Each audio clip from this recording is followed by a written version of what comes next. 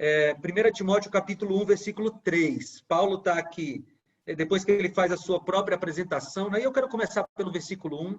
Paulo diz assim: Paulo, apóstolo de Cristo Jesus, por ordem de Deus, nosso Salvador, e de Cristo Jesus, a nossa esperança. A Timóteo, meu verdadeiro filho na fé, graça, misericórdia e paz da parte de Deus, Pai, e de Cristo Jesus, o nosso Salvador. Aí no versículo 3, Paulo diz qual é o objetivo da carta dele e qual seria o objetivo do ministério daquele jovem pastor, o pastor Timóteo. Ele diz assim no versículo 3, partindo eu para a Macedônia, roguei que você permanecesse em Éfeso para ordenar a certas pessoas que não mais ensinem doutrinas falsas e que deixem de dar atenção a mitos e genealogias intermináveis que causam controvérsias em vez de promoverem a obra de Deus, que é pela fé. Então, Paulo estava com Timóteo. Timóteo era ali um jovem perto de Paulo. Daqui a pouco a gente vai ver um pouco sobre essa questão da juventude de Timóteo, que é importante aqui para a nossa conversa. Mas Paulo iria continuar o seu ministério. Ele iria para a Macedônia, nas suas viagens missionárias, mas ele tinha ali ajudado a fundar a igreja de Éfeso, né? E você pode acompanhar um pouco desse trabalho de Paulo ali em Éfeso, lá em Atos 19, tem ali um episódio muito lindo da passagem de Atos de Paulo por Éfeso. Ele cria uma igreja ali, ele fundamenta uma igreja, mas Paulo precisa continuar e ele deixa Timóteo cuidando daquela igreja. E é interessante que nesses primeiros versículos aqui, especialmente no 3 e no 4, Paulo diz quais são os dois grandes objetivos do ministério de Timóteo ali em Éfeso. Ele diz que Timóteo deveria ordenar certas pessoas que não mais ensinem falsas doutrinas. Então, Timóteo deveria cuidar da doutrina bíblica. Eu estou lendo 1 Timóteo, capítulo 1, agora versículo 3, tá? Alguém está perguntando aí qual é o texto bíblico? 1 Timóteo 1, 3. Então, Timóteo deveria cuidar dessa questão das heresias, que já existem desde muito tempo, né? E lá, quando a igreja cristã estava nascendo, tinha heresias lá em Éfeso, e ele deveria orientar as pessoas a colocarem o seu foco na pregação do evangelho. Interessante no versículo 4, quando ele diz assim, olha, parem com esse negócio de discutir genealogias, discutir mitos, que não tem fim. E ele diz, se concentrem em promover a obra de Deus. Veja, Paulo, através da carta a Timóteo, está tentando orientar o jovem pastor Timóteo de como ele deveria se conduzir. Então, tudo que Paulo escreveu para Timóteo aqui serve para mim e para você, para que a gente possa ter um ministério de acordo com o que Deus espera. Então, vejam esses dois objetivos que Paulo deu a Timóteo, e talvez sejam bons objetivos para a gente ter no nosso ministério. O primeiro é cuidar com que a palavra de Deus seja pregada em sua totalidade e que coisas fora da palavra de Deus não façam parte da sua igreja. O outro objetivo é colocar o foco das pessoas na obra de Deus. E veja, nós mesmos precisamos ter o foco na palavra de Deus. Às vezes a gente gosta muito de polêmicas, né? A gente gosta muito de temas que fazem discussões na internet, e nessa era das redes sociais, a gente às vezes gosta muito de uma, como dizem as pessoas por aí, uma treta na internet, né? A gente gosta de discutir. Aí Paulo está dizendo para Timóteo, meu filho na fé, foque na palavra de Deus e no desenvolvimento da obra. E aí, nesse contexto, Paulo, nessa primeira carta, ele dá uma sequência de conselhos. E a ideia que nós temos aqui, ao ler toda a carta, é que Paulo não tem uma sequência lógica. Ele está escrevendo para alguém com quem ele tinha intimidade, né? Então, ele vai jogando os temas sem ter uma sequência lógica. E nós vamos fazer mais ou menos isso aqui. Vamos pegar os temas que Paulo colocou para Timóteo e vamos estudá-los. Mas a primeira coisa que Paulo faz depois dessa apresentação aqui é dizer quais são as suas credenciais para ser um ministro, para ser um pastor. Leia comigo aí os versículos 12, 13, 14 e 15. Olha o que Paulo está dizendo para Timóteo. Dou graças a Cristo Jesus, nosso Senhor, que me deu forças e me considerou fiel, designando-me para o ministério. A mim, que anteriormente fui blasfemo, perseguidor e insolente, mas alcancei misericórdia, porque o fiz por ignorância e na minha incredulidade. 14. Contudo, a graça do nosso Senhor transbordou sobre mim, com a fé e o amor que estão em Cristo Jesus. Esta afirmação é fiel e digna de toda aceitação. Cristo Jesus veio ao mundo para salvar os pecadores, dos quais eu sou o pior. Eu acho isso aqui tremendo, sabe por quê? Porque Paulo, quando Paulo escreve para Timóteo, ele sabia que a sua carta seria lida para toda a igreja. Era um costume daquela época que as cartas dos apóstolos fossem lidas nas igrejas. Então ele não está se apresentando apenas para Timóteo, ele está se apresentando para a igreja.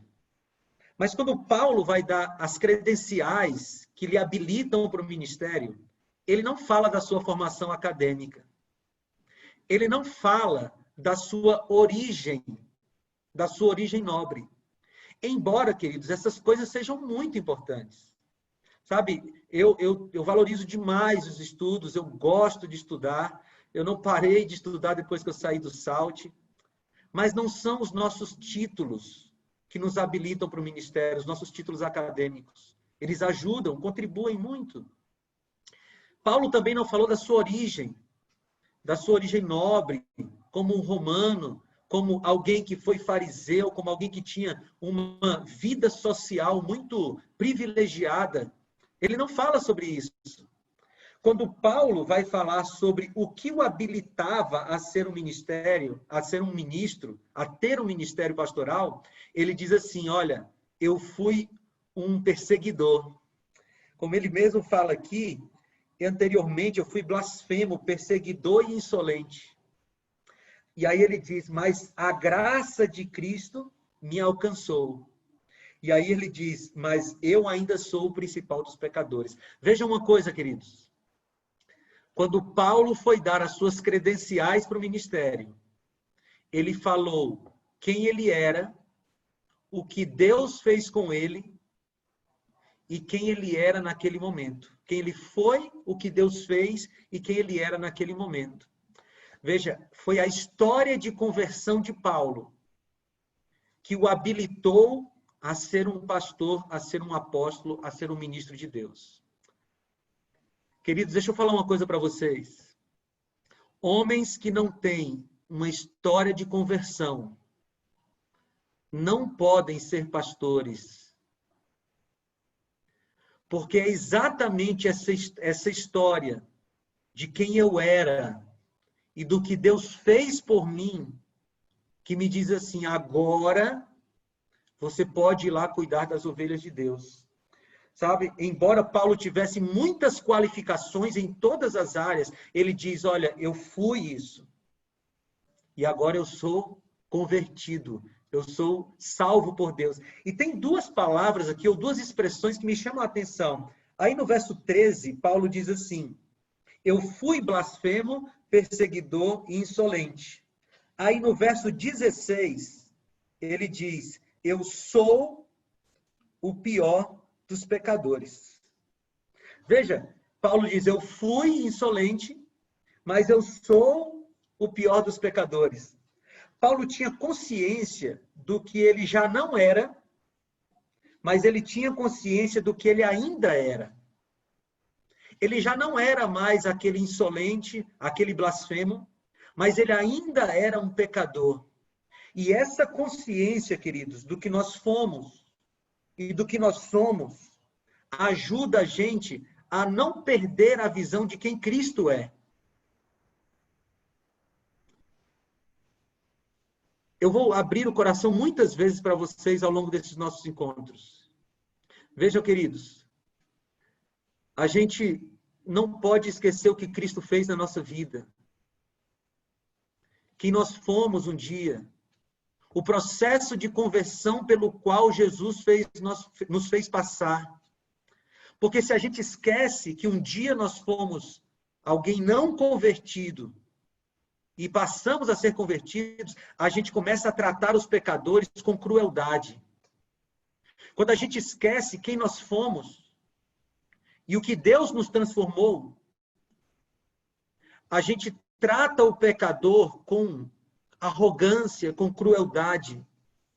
Mas à medida que a gente não perde a consciência de quem nós fomos e a consciência de quem nós somos, a gente continua tratando as pessoas com amor e a gente continua apelando para Cristo, que é o único que pode nos dar um ministério.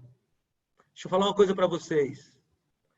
A igreja vai fazer um chamado para vocês pela graça de Deus. Mas é Deus quem dá o ministério. O ministério que nós temos vem de Deus. E a gente não pode esquecer o que Ele fez por nós no passado. E que nós continuamos sendo pecadores. É esse jogo de Paulo. Eu fui um insolente, mas eu ainda sou o pior dos pecadores.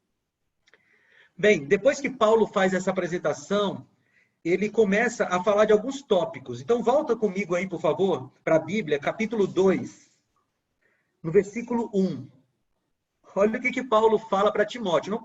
Não perca essa visão de que Paulo está instruindo Timóteo no ministério. Ele diz, antes de tudo, recomendo que se façam súplicas e orações, intercessões e ações de graças por todos os homens, capítulo 2, versículo 1, pelos reis e por todos os que exercem a autoridade, para que tenhamos uma vida tranquila e pacífica, com toda piedade e dignidade.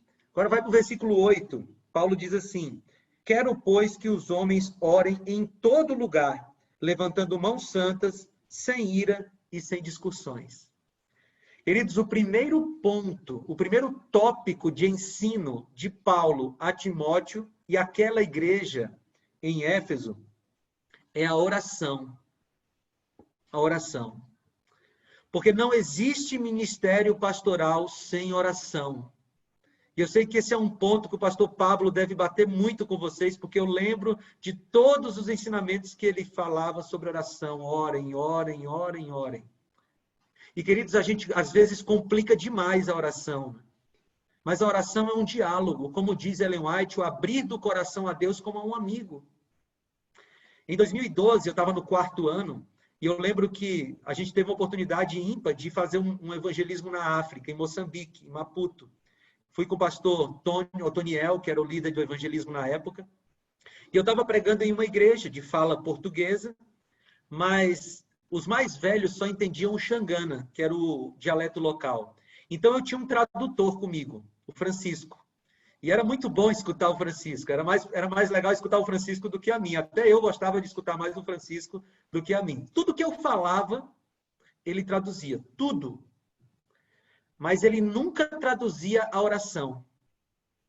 E eu comecei a ficar intrigado com aquilo. Primeira vez, eu falava tudo, ele traduzia. Quando eu dizia, vamos orar, ele traduzia. Quando eu começava a orar, ele ficava calado. Primeira vez, eu deixei passar. Segunda vez, eu deixei passar. Na terceira vez, eu não aguentei. Quando eu estava voltando para o alojamento, eu perguntei para o ancião da igreja, irmão Fred, por que o Francisco nunca traduz a minha oração? Foi na hora que parou no semáforo, assim. Ele olhou para mim. E quando ele olhou, eu percebi que eu não devia ter feito aquela pergunta, eu ia passar vergonha. Mas ele respondeu assim, pastor, é que Deus entende. Irmãos, sabe aquela hora que você procura um buraco para pular dentro? Aquela hora. É lógico. Deus entende. Veja, Deus entende a sua oração, Deus entende a sua linguagem, Deus entende a sua angústia, Deus entende o que você fala e Deus entende até o que você não fala. A gente precisa orar mais, queridos, orar mais. A oração sustenta o nosso ministério. Porque a oração é essa ligação com Deus, é passar tempo com o Pai, é passar tempo com o dono do ministério. E esse é o primeiro tópico que Paulo fala aqui. Mas depois que ele fala desse tópico, ele vai para outro aqui, e logicamente eu estou passando muito rápido pelos tópicos de Paulo, porque a gente não tem aqui muito tempo para estudar toda a carta. Mas eu queria ir para um segundo tema que Paulo cita aqui, no capítulo 3, por favor, capítulo 3, versículo 4. 4, 5 e 12. 1 Timóteo 3, 4, 5 e 12. Paulo continua dando as instruções a Timóteo. No versículo 4 ele diz, está falando aqui sobre os bispos, sobre os diáconos, características deles, que também deveriam ser características de Timóteo. E ele diz, ele, o bispo, deve governar bem sua própria família. Todos os filhos, tendo os filhos sujeitos a ele, com toda a dignidade, pois se alguém não sabe governar sua própria família, como poderá cuidar da igreja? Versículo 12. O diácono deve ser marido de uma só mulher e governar bem seus filhos e sua própria casa. Queridos, o segundo tópico aqui que Paulo toca é nessa questão do cuidado com a família. Eu estou vendo aqui alguns com a esposa, com filhos. E quem disse isso aqui, queridos, não foi o seu diretor do SALT. Quem disse isso aqui não foi o seu professor do SALT. Quem disse isso aqui não foi o presidente do seu futuro campo. Quem disse isso aqui foi um profeta inspirado por Deus. E ele diz assim, se alguém não sabe governar sua própria família, como poderá cuidar da igreja? O cuidado com a família é pré-requisito para você cuidar da igreja. E todos nós aqui estamos nos preparando para cuidar da igreja. Alguns de nós receberemos funções que nos afastam um pouco da igreja, como é o meu caso agora. Mas todos nós nos preparamos para cuidar da igreja. E Paulo está dizendo, quem não cuida da família não tem competência para cuidar da igreja. Cuidar da família é um pré-requisito para você ser um pastor. O primeiro grupo que tem que estar feliz com o seu ministério é a sua família. Queridos, olhem para mim, eu vou dizer uma coisa para vocês que eu aprendi já nesses meus 8 anos de ministério. Se você tem que escolher alguém que vai estar feliz com o seu ministério, se você tiver que escolher, tem que ser sua esposa e seus filhos. Antes do seu professor do SALT. Antes do seu presidente do campo. O primeiro grupo que precisa estar pastoreado por você, feliz com seu ministério, é a sua família. E vocês estão me olhando aqui e vendo eu falar disso e pensando, puxa, ele deve ter sido um teologando exemplar. Deixa eu resumir para vocês o que eu fiz. Quando eu falo disso aqui, queridos, eu tenho vontade de chorar. Porque quando eu era teologando, assim como vocês, no meu primeiro e no meu segundo ano, eu fiz minha esposa sofrer demais. Sabe por quê? Porque ser pastor era o grande sonho da minha vida. Grande sonho da minha vida. E quando eu entrei no curso de teologia, em 2009, eu tinha acabado de casar. A gente casou em dezembro de 2008. E em 2009 eu entrei no curso de teologia. Eu tirei minha esposa da família dela, lá em Fortaleza, onde a gente morava, de uma cidade com todos os recursos possíveis. Ela tinha trabalho, ela tinha tudo. E levei para Capoeiro Sul, que na época tinha muito menos recursos do que tem hoje aí. E veja, eu casei com o curso de teologia e desprezava minha esposa. Eu trabalhava de manhã, eu dava aula na escola de manhã, eu era professor de história. À tarde eu estudava no curso de teologia e quando eu chegava em casa à noite, eu ia estudar mais. No sábado, eu ia para a prática pastoral e deixava ela em casa. No domingo, eu estudava mais. Eu tinha excelentes notas no SALT e nota 0 em casa, a ponto de eu quase perder o meu casamento. E eu precisei de conversão. Conversão. Queridos, foi preciso Deus me dar algumas varadas do pastor para que eu entendesse que primeiro eu precisava fazer a minha esposa feliz. Eu não tinha filhos na época. Primeiro eu precisava fazer minha esposa feliz, para que depois eu fizesse o meu professor do SALT feliz, para que depois eu fizesse o meu presidente feliz. O que Paulo está dizendo é que aquele que não cuida da sua família não tem autoridade de cuidar da igreja. E eu não sei se eu estou falando para alguém aqui nesse momento que está passando dentro de casa coisas que eu passei lá no meu primeiro ano de teologia. Eu vou te fazer uma convocação em nome de Jesus. Se converta. Se converta ao ministério que começa dentro de casa.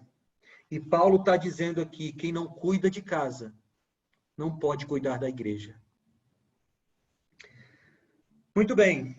Mas Paulo tinha todos esses, ou Timóteo tinha todos esses desafios, né?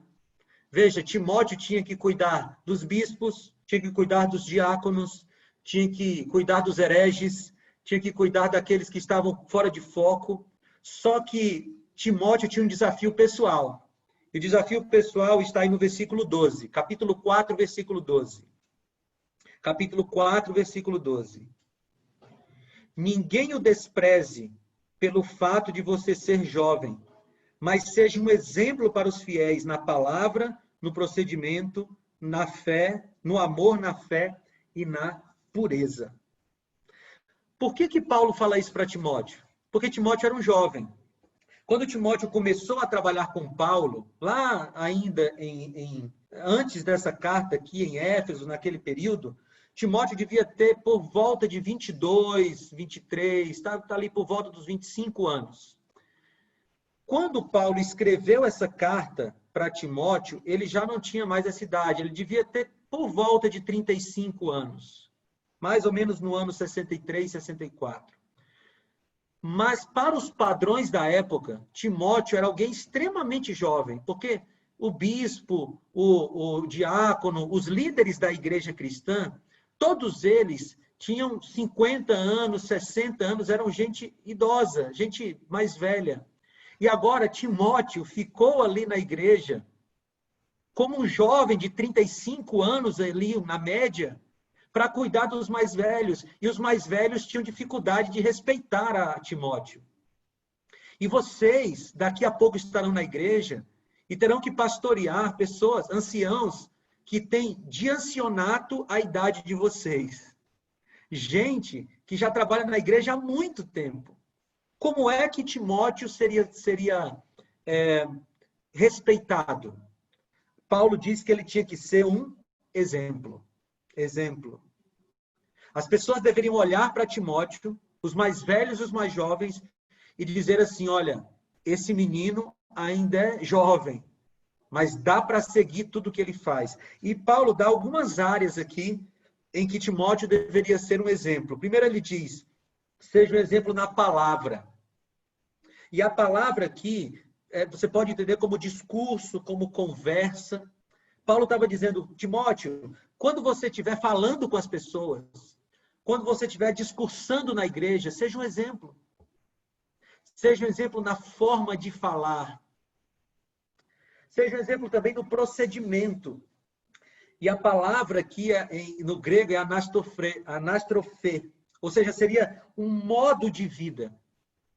Quando Paulo diz para Timóteo, seja um exemplo no procedimento, Paulo está dizendo, quando você estiver vivendo, Timóteo, viva como um ministro.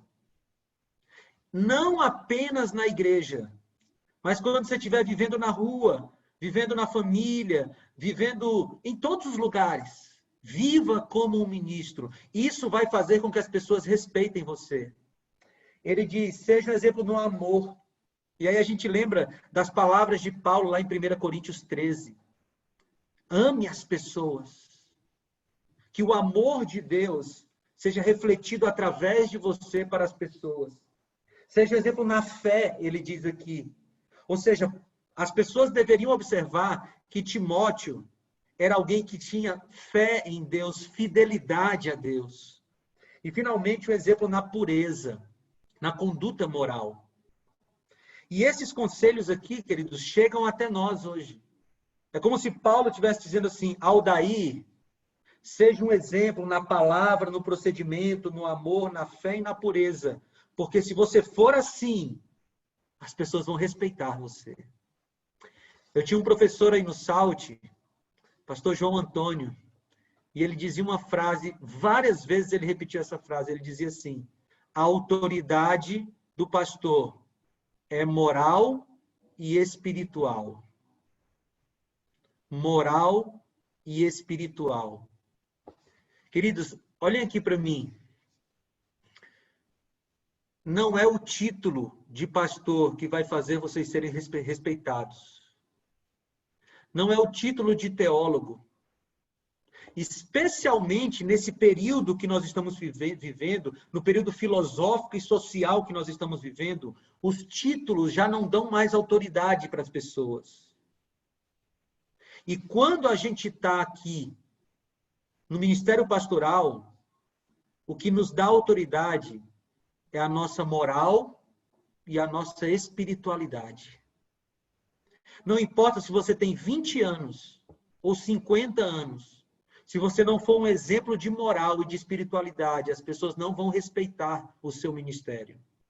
Mas se você tiver 20 anos de idade e estiver pastoreando um ancião que tem 20 anos de ancianato, e você for um exemplo de moralidade e espiritualidade, eles vão respeitar você.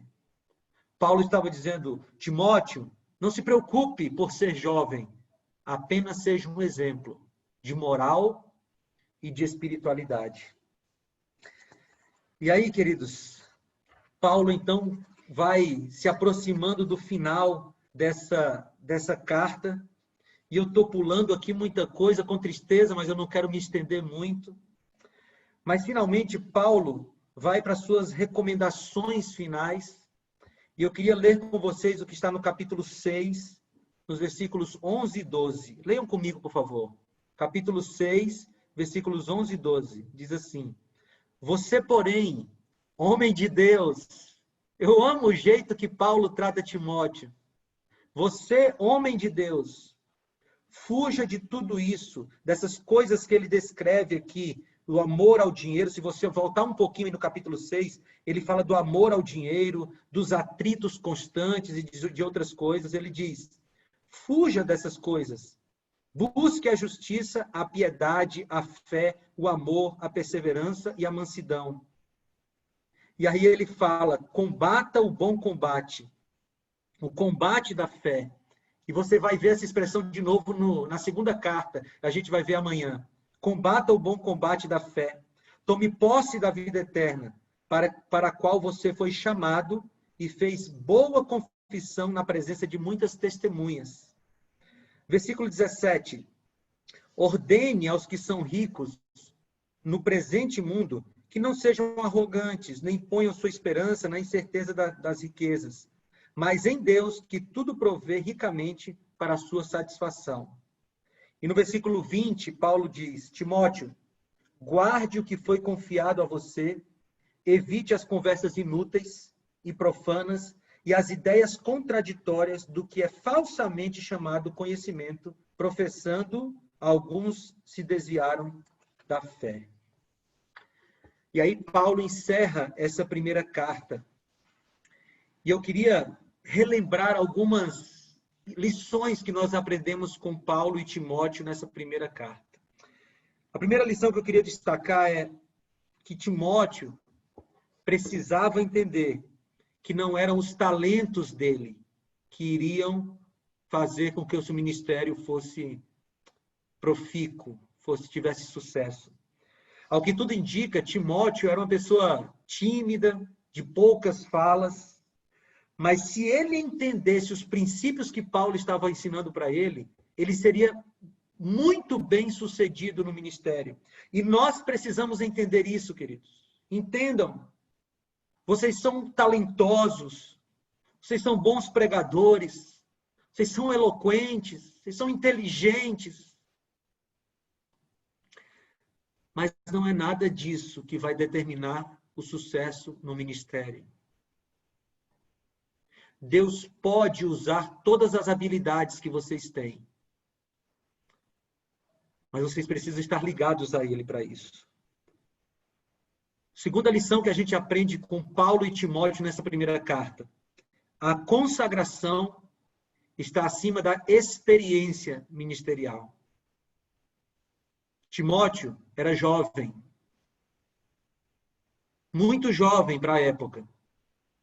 Mas Paulo diz assim, Timóteo, você não tem experiência, mas tenha Deus. Timóteo, você não tem anos de ministério, mas tenha horas de oração. Timóteo, você não tem uma larga experiência de vida, mas tenha um largo conhecimento da palavra. Queridos, não é a experiência que nos dará sucesso, é a consagração.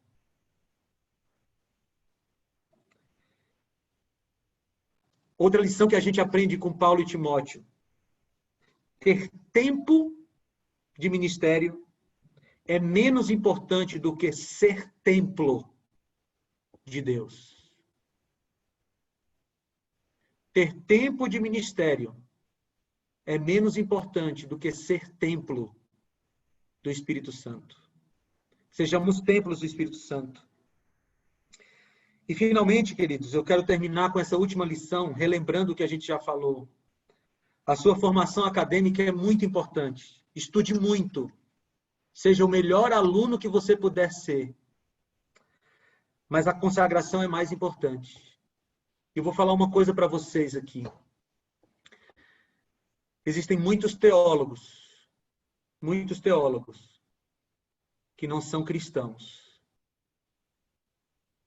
Muitos teólogos que não são homens de Deus. E se estudar teologia é conhecer um pouco de Deus, o maior teólogo que esse universo já conheceu se chamou um dia Lúcifer e hoje se chama Satanás. Não é o conhecimento que vocês têm da Bíblia que vai fazer com que vocês sejam homens de Deus. É lógico que o contato com a Bíblia faz parte. Mas esse contato com a Bíblia precisa me levar a conhecer a Deus. Precisa me levar a me relacionar com Deus. Eu não posso apenas ter assentimento intelectual. Eu preciso ter experiência com Deus. Sabe, enquanto eu estudava a carta a Timóteo, e essa não foi a primeira vez, eu reli essa carta algumas vezes nas últimas semanas, me preparando para falar para vocês. Eu orava ao Senhor e dizia, Senhor, eu quero ser consagrado. Eu quero ser um homem de Deus.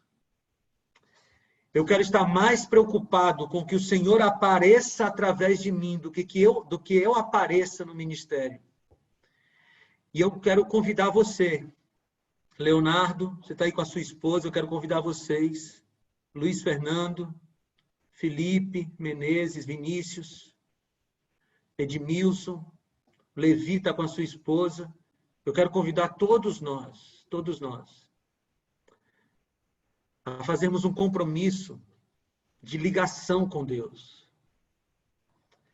A fazer o compromisso de nos preocuparmos mais em estarmos com Ele do que estarmos aparecendo em nome dEle. Como eu falei para vocês, a nossa maior tentação no ministério é ter uma boa performance.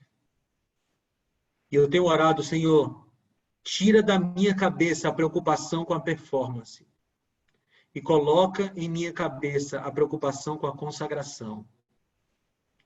Eu quero convidar você a fazer a mesma oração hoje. Que você se preocupe mais em ser um homem de Deus, uma mulher de Deus.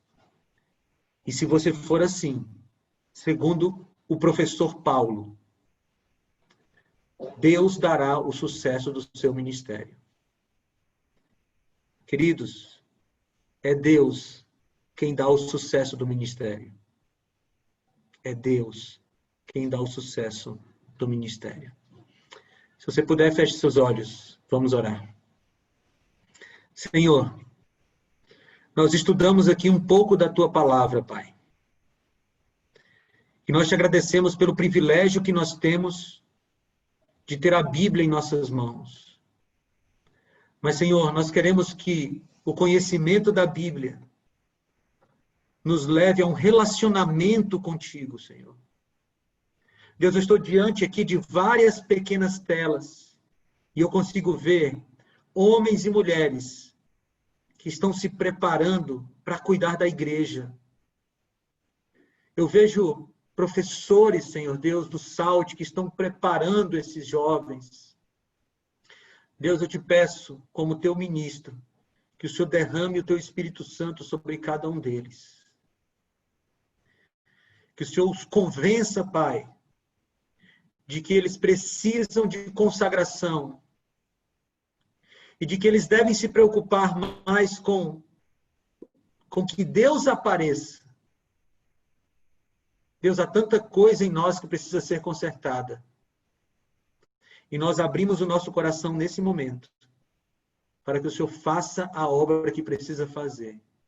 Deus, se há entre nós alguém que ainda precisa de conversão, Pai, faz isso nesse final de semana, Senhor.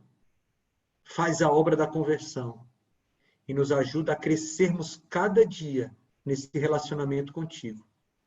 Nós queremos ser homens e mulheres de Deus, para que, enfim, possamos cuidar da tua igreja. Nós te pedimos em nome de Jesus. Amém.